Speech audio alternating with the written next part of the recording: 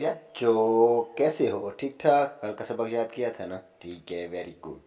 तो बढ़ते हैं आज के सबक की तरफ। आज हमने पढ़ना है उर्दू का अगला हर्फ आइन। ये आइन की शक्ल है। और देखें आइन से कौन कौन से अल्फाज बनते हैं। तो सबसे पहले आइन से ऐनक, और आइन से औरत, और आइन से उकाब, और आइन से अकल। यह है आज का हर्फ आइन।